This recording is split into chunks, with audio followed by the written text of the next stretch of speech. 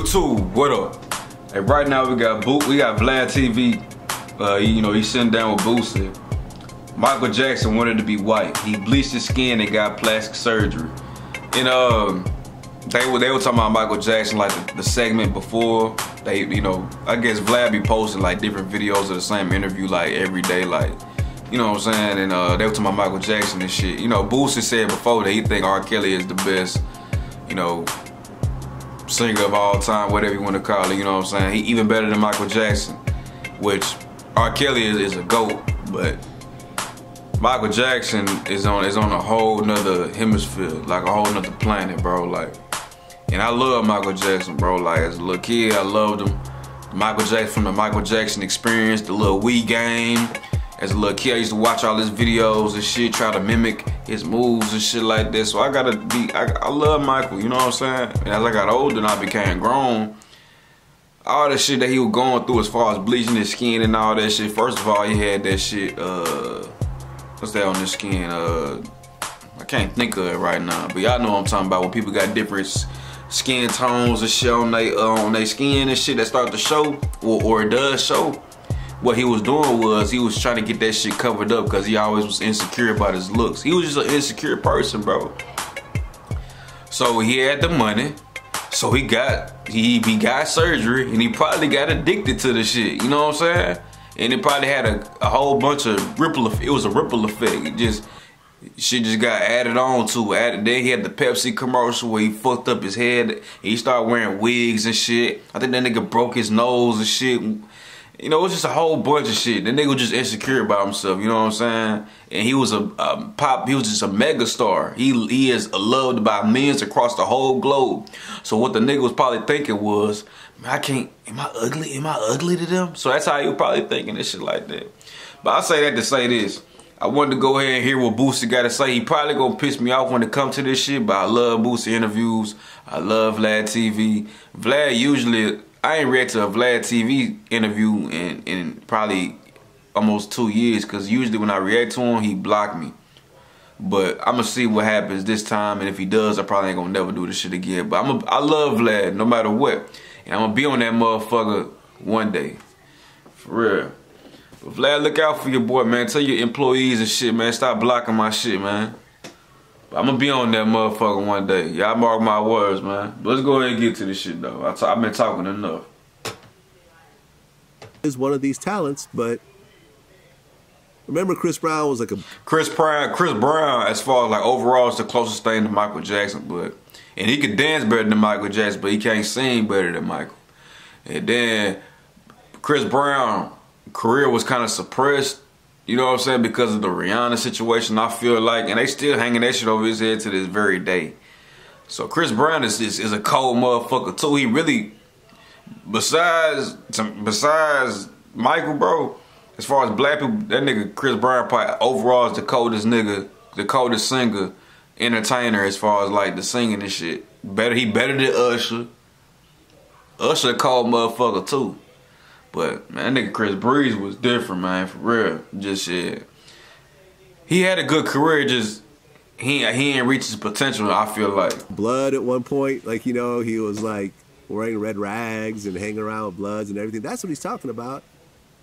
Michael Jackson was like, he was just obsessive with what he did. You know what I'm saying? Like, Michael Jackson would sit there constantly, like, I'll tell you this, because I've interviewed Darkchild and Teddy Riley, who both produced a lot of Michael Jackson stuff. And they both told me the same thing. I said, what is it about Michael Jackson recording with him that's different than any other artist that you guys have worked with? You know, and they've worked with the Whitney Houstons, they've worked with all the biggest artists, he said. And they both told me something similar. And Rodney told me this first. He said, when Michael Jackson goes into a booth, he is dancing while he's singing in the booth. He is dancing so hard in the booth. Man, like, he probably be getting on to that bitch. And I can see that nigga just getting crunk in that bitch, you know what I'm saying? Cause he love that shit, been doing it. That nigga been doing that shit since he was 9 years old. He loved music, he lived, breathed ate shit. You know what I'm saying? And you know, him being in the spotlight for so young, he probably always, even as a little kid, he always wanted to look good. And as he got older, and the success and shit, you know what I'm saying? He ain't give a fuck, you know what I'm saying? Of course he black at heart. Motherfucker, you say he wanted to be white. Ooh, nigga, no. He just trying to match his damn skin and shit, you know what I'm saying? So he could feel like he looked presentable in his opinion, you know what I'm saying? If he was able to stay black, he would have been black. He probably would have been a fucked up black looking motherfucker, like with the nose and shit. But if he was able to keep his skin brown, or you know how it was, he would have did that. But I still feel like his nose would have continued. He probably would have kept doing nose surgery and shit, but whatever. That by the time the song is done, what up? He has to take off his shirt because he's drenched with sweat and put on a whole new shirt. Michael danced in the booth so hard that the headphones would be coming off his head. He had to have like three different pairs of t-shirts with him because he would sweat out his t-shirts in the booth. He sweat them out because he's performing the song in the booth. I remember when we did Rock My World, and he sweated out that you had to. You rock my world, man. That motherfucker hard as fuck, man. When Chris Tucker, man, that video a classic. On my mama. He had to change 3 times, and that's every song. That's how much he gives, how much energy he gives in the booth. Like the way that Michael really embodied the music was like no other human being that they've ever done.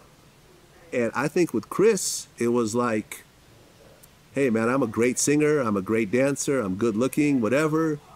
And now I'm rich, and I'll just do it at my own pace. I don't think he was just like a psychopath and obsessive with the shit the way Michael was. And if you want to get to that level, you got to be like that. Now, I feel like Michael knew how to get bigger and bigger and bigger and bigger.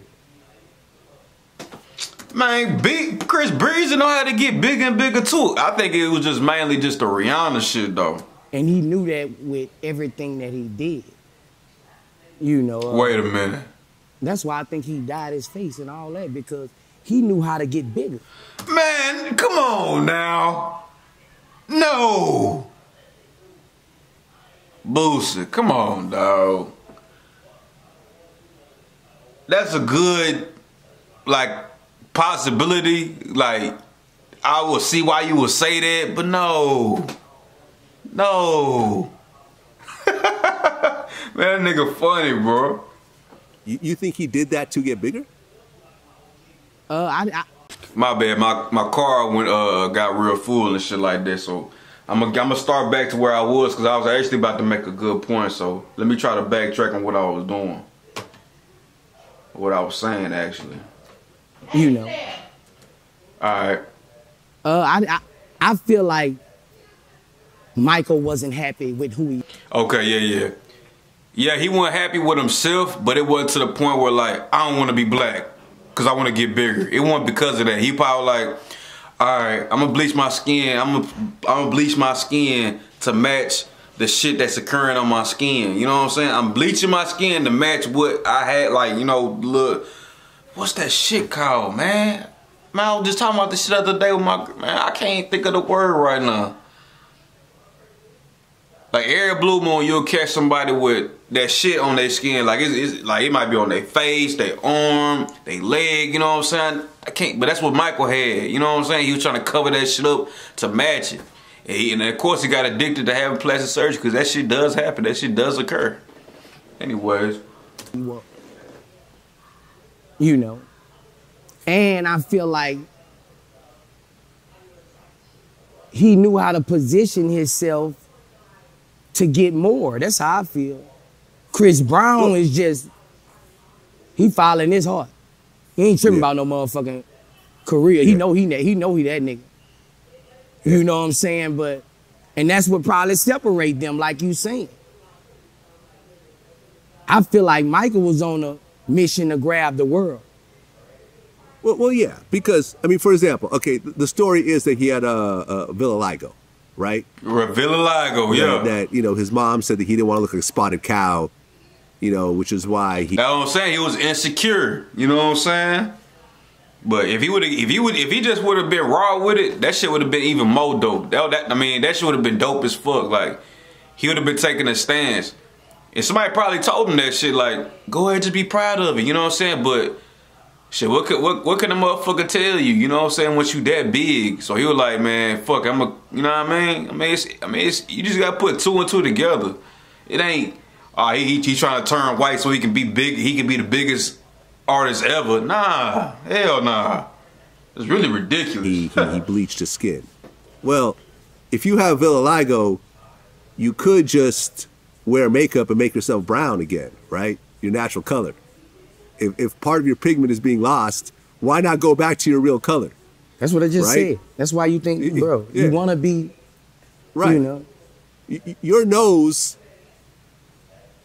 Did you have some sort of nose no, situation? He had a beautiful black nose. Yeah, he had a wide. You get to hang around a lot of white people. You get to talking like them, even looking like them. You know. You gotta understand that. Right, his hair, the wigs, and it's be how you raised also. You know, if you're man, that nigga was in the gutter. Them niggas was in the gutter. Gary, Indiana. Them niggas was in the middle of the hood. But it just shit. It's really like that Thriller when it got up to that point.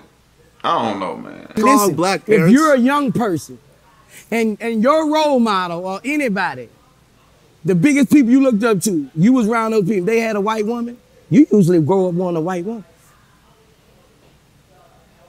Your role model, who you've been around all these people with billions, millions, and all of them got a white woman. Well, I'm just saying. Hold on. Well, one of Michael Jackson's role models was James Marvin Brown. Gaye. I thought it was Marvin Gaye James had a Brown. black wife. Marvin Gaye was that dude that everyone looked up to in that world. He was that dude before Michael Jackson. So yeah, I know, but I feel like Mike wanted to be more white than black.